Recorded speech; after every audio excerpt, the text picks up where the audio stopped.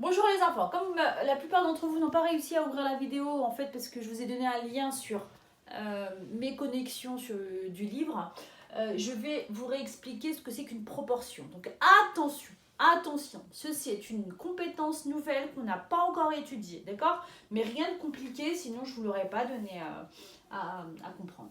Donc proportion, déjà, une proportion c'est quoi? C'est un rapport. On va essayer de se dire, c'est un peu comme une probabilité, sauf que les probabilités, il faut qu'il y ait une équiprobabilité pour pouvoir en faire, mais on va se dire, tiens, qu'est-ce qui se passe?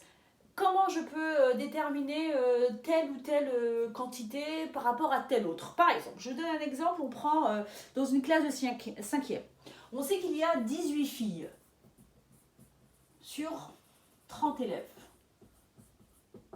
Et le but, c'est de se dire, mais qu'est-ce qui se passe? Alors, qu'est-ce qui se passe? On voit très bien qu'il y a plus de la moitié des élèves qui sont des filles. Ça, c'est certain. 18 et il y a 30 élèves au total. Ok? Donc, la proportion, elle va simplement s'écrire. Si je veux chercher, bien entendu, la proportion de filles dans cette classe, eh ben, je vais faire le rapport, et on sait qu'un rapport, c'est rien d'autre qu'un quotient, du nombre de filles sur quoi? Sur le nombre d'élèves au total. D'accord? Nombre de filles sur nombre d'élèves. Il y a 18 filles sur 30 élèves, donc la proportion de filles est 18 sur 30.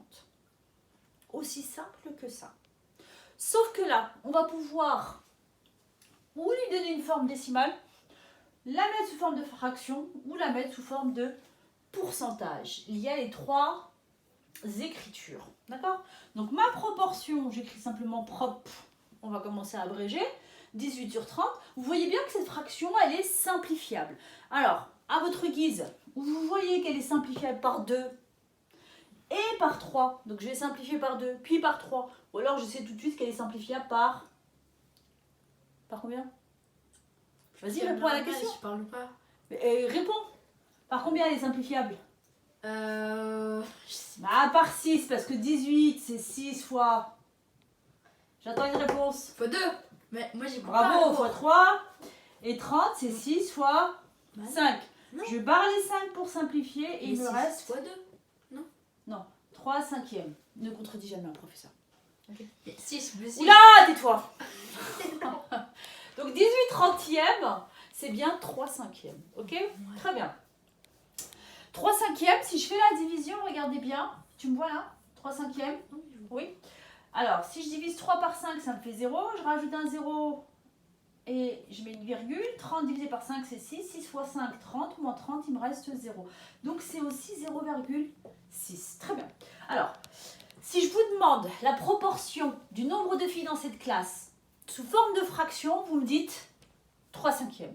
Si je vous la demande sous la forme décimale, vous me dites 0,6. 0,6. Par contre, si je vous la demande sous forme de pourcentage, et bien là, c'est simple. C'est que vous avez 0,6. En effet, si vous avez l'écriture décimale, c'est simple. On va simplement se dire, je veux une fraction sur 100. C'est ça un pourcentage. C'est une partie sur 100. Si j'en avais 100, si j'avais 100 élèves au total, combien j'aurais de filles? Voilà, c'est quoi un pourcentage? Donc 0,6, souvenez-vous. J'ai pas mon stylo vert. Ah, s'il est là. Alors, souvenez-vous, hein, c'est comme si vous aviez sur 1. Par quoi je multiplie 1 pour avoir 100? Bah, par 100. Donc, par quoi je multiplie 0,6 pour avoir une fraction égale? Par 100 également. D'accord? 0,6 fois 100, je décale de 2 la virgule. Alors, je vous mets le 6. Souvenez-vous, la virgule, elle est là. Je la décale une fois, deux fois. Ça me fait 60. Ça fait donc 60%. Quand vous voyez le pourcentage, on l'a vu l'année dernière, quand vous voyez le signe %, ça veut dire c'est sur 100. Il y a 60 filles sur 100. Bien entendu, il n'y a pas 60 filles. Il n'y a pas 100 élèves, donc il n'y a pas 60%. Seulement, c'est une quantité qui est beaucoup plus simple à analyser. Quand je vous dis il y a 60% des élèves qui sont des filles, vous savez tout de suite quelle quantité ça peut représenter. Je prends 10 élèves, il y a 6 filles. Donc il y a 3 groupes de 6 filles.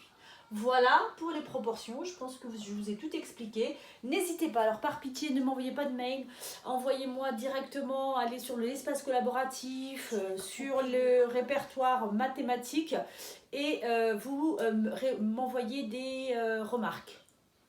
Tu voulais dire quoi? Je voulais dire sur les commentaires. Voilà, alors je vais vous envoyer cette vidéo par lien sur ma chaîne YouTube. Yes, abonnez-vous. I'm in. Abonnez-vous pour avoir toutes les infos. Alors par contre, il y aura les infos pour les 6e, pour les 3e, pour les 5e.